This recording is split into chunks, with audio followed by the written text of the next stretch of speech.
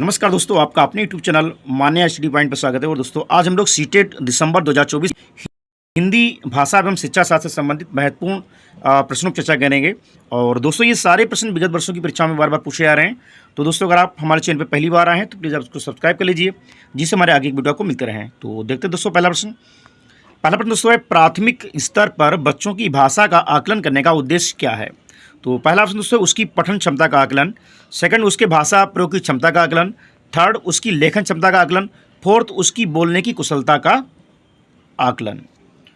दोस्तों प्राथमिक स्तर पर बच्चों की भाषा का आकलन करने का उद्देश्य उसके भाषा प्रयोग की क्षमता का आकलन करना होता है और इसी के आधार पर बच्चे की सीखने, समझने तथा अपनी बात को समझाने की क्षमता का आभास होता है। तो यहाँ दोस्तों हमारा जो राइट आंसर दोस्तों वो ऑप्शन सेकंड दोस्तों है, उसकी भाषा प्रयोग की क्षमता का आकलन करना। प्राथमिक स्तर पर बच्चों की भाषा आकलन करने का जो सर्वाधिक उद्देश्य दोस्तों है वो उसके भाषा प्रयोग की क्षमता का आकलन करना।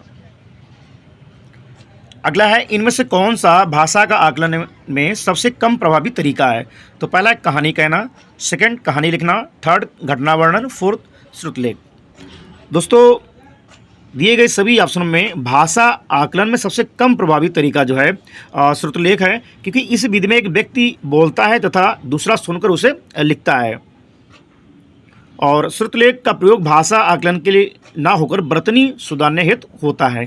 तो यहाँ राइट आंसर दोस्तों होगा वो ऑप्शन फोर्थ होगा, श्रुतलेख।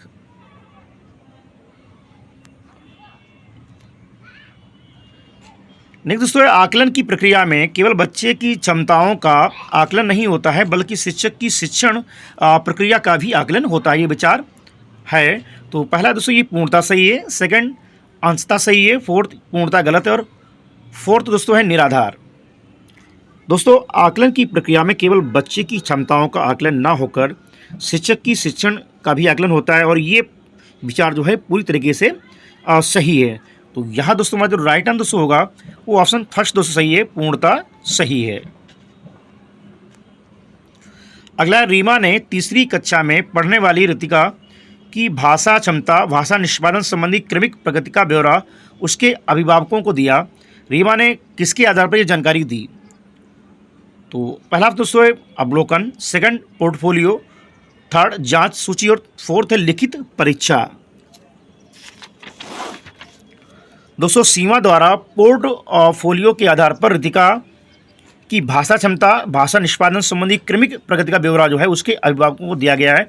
और पोर्टफोलियो जो है किसी संस्था या व्यक्ति द्वारा किए गए निवेशों का एक उचित संयोजन या संग्रह होता है। तो यहाँ दोस्तों हमारा जो राइट आंसर दोस्तों रहेगा वो ऑप्शन सेकंड हो जाएगा, पोर्टफोलियो। अगला, पहली कक्षा में लिखना के अंतर्गत आता है। तो पहला है वाक्य लिखना, सेकंड शब्द लिखना, थर्ड अक्षर बनाना और फोर्थ चित्र बनाना। दोस्तों यहां पे हमारा जो राइट आंसर दोस्तों हो सकता है वो ऑप्शन फोर्थ दोस्तों है, चित्र बनाना, क्योंकि पहली कक्षा के अंतर्गत चित्र बनाने को भी जो है लिखने के अंतर्गत रखा जाता है। अगला, प्राथमिक स्तर पर पढ़ना सीखने में सबसे कम महत्वपूर्ण है। तो पहला है अनुमान लगाना, सेकंड संदर्भानुसार अर्थ, थर्ड अक्षरों की पहचान, फोर्थ पढ़ने का उद्देश्य। दोस्तों प्राथमिक स्तर पर पढ़ना सीखने में सबसे कम महत्वपूर्ण पढ़ने का उद्देश्य है, क्योंकि प्राथमिक स्तर पर अक्षरों की पहचान, अनुमान लगाना तथा संदर्भानुसार अर्थ जैसे कार्य किए जाते हैं। तो यहाँ दोस्तों हमारा जो राइट आंसर दोस्तों हो जाएगा वो ऑप्शन फोर्थ दोस्तों हो जाएगा, पढ़ने का उद्देश्य। अगला है, भाषा अर्जन की क्षमता किसके साथ संबंधित है। तो पहला है पियाजे, second Chomsky, third Skinner, fourth Bruner. दोस्तों भाषा अर्जन क्षमता जो है ये चॉम्स्की के साथ संबंधित है और चॉम्स्की को जेनरेटिव ग्रामर के सिद्धांत का प्रतिपादन एवं 20वीं सदी के भाषा विज्ञान में सबसे बड़ा योगदानकर्ता माना जाता है। तो यहाँ राइट आंसर हो जाएगा, भाषा अर्जन क्षमता से जो है चॉम्स्की संबंधित हैं। नेक्स्ट है, प्राथमिक स्तर पर भाषा सीखने में भाषा संबंधी कौन सा संसाधन सर्वाधिक महत्वपूर्ण है।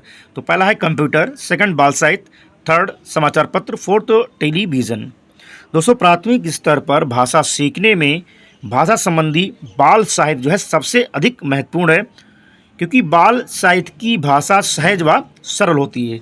तो यहाँ राइट आंसर दोस्तों हो जाएगा वो ऑप्शन सेकंड दोस्तों हो जाएगा बाल साहित्य। प्राथमिक स्तर पर भाषा सीखने में भाषा संबंधी सर्वाधिक महत्वपूर्ण संसाधन जो है वो हो सकता है बाल साहित्य। अगला है बच्चे अपनी मातृभाषा का प्रयोग करते हुए हिंदी भाषा की कक्षा में अपनी बात कहते हैं, ये बात है। तो पहला है स्वाभाविक, सेकंड निंदनीय, थर्ड विचारणीय और फोर्थ अनुचित। दोस्तों स्वाभाविक शब्द जो है जिसे जो है रिक्त स्थान की पूर्ति हो सकती है, और क्योंकि ये बच्चों की मातृभाषा हिंदी है इसलिए वह हिंदी की कक्षा में अपनी बात कहेंगे और ये बात स्वाभाविक है। तो यहाँ राइट आंसर हो सकता है वो ऑप्शन पहला दोस्तों हो सकता है बच्चे अपनी मातृभाषा का प्रयोग करते हुए हिंदी भाषा की कक्षा में अपनी बात कहते हैं, ये बात स्वाभाविक है। तो ऑप्शन फर्स्ट तो सही है। अगला है बहुभाषिकता हमारी पहचान भी है और हमारी का अभिन्न अंग भी है। तो यहाँ पे क्या आ सकता है दोस्तों, पहला है सभ्यता संस्कृति, सेकंड सभ्यता साहित्य, थर्ड संस्कृति साहित्य और फोर्थ संस्कृति चुनौतियों। दोस्तों प्रस्तुत वाक्य में रिक्त स्थान की पूर्ति सभ्यता व संस्कृति शब्दों द्वारा होगी। तो यहाँ दोस्तों हमारा जो राइट आंसर दोस्तों वो ऑप्शन पहला दोस्तों है बहुभाषिकता हमारी पहचान भी है और ये हमारी सभ्यता व संस्कृति का अभिन्न अंग भी है। तो पहला ऑप्शन दोस्तों सही है सभ्यता और संस्कृति। अगला है प्राथमिक स्तर की पाठ्यपुस्तक में कार्टून, भाषण, विज्ञापन आदि बच्चों के भाषा क्षमता के विकास में है। तो पहला है सहायक है, सेकंड बाधक है, थर्ड निरर्थक है, फोर्थ अनुपयोगी है। दोस्तों प्रस्तुत वाक्य में रिक्त स्थान की पूर्ति सहायक शब्द द्वारा होगी क्योंकि प्राथमिक स्तर की पाठ्यपुस्तकों में कार्टून, भाषण, विज्ञापन आदि बच्चों के भाषा क्षमता विकास में सहायता प्रदान करते हैं और इनके द्वारा बच्चे जो है विषय को सरलता से समझ सकते हैं। तो यहाँ राइट आंसर तो हो सकता है वो ऑप्शन पहला हो सकता है प्राथमिक स्तर की पाठ्यपुस्तकों में कार्टून, भाषण, विज्ञापन आदि बच्चों की भाषा क्षमता के विकास में सहायक है। नेक्स्ट है पांचवी कक्षा की शिवानी पांचों किन्हें, आंखें, दोनों आदि शब्द लिखती है। आप शिवानी की लेखन क्षमता के बारे में क्या कहेंगे। तो पहला है वह अनुनासिक चिन्ह का प्रयोग बिल्कुल नहीं जानती है, सेकंड वह अनुनासिक चिन्ह के प्रयोग के प्रति सजग है, थर्ड वह अनुनासिक चिन्ह के प्रयोग के प्रति लापरवाह है और फोर्थ वह अनुनासिक चिन्ह के नियम का अति सामान्यीकरण करती है।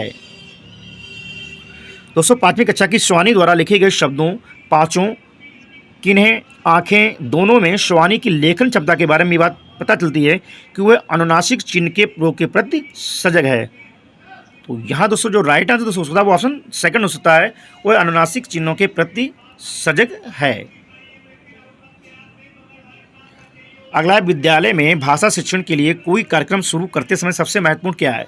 तो पहला है बच्चे की लिखित क्षमता को पहचानना, सेकंड बच्चे की सहज भाषाई क्षमता को पहचानना, थर्ड बच्चे की सहज मौखिक अभिव्यक्ति को पहचानना, फोर्थ बच्चों की पठन क्षमता को पहचानना।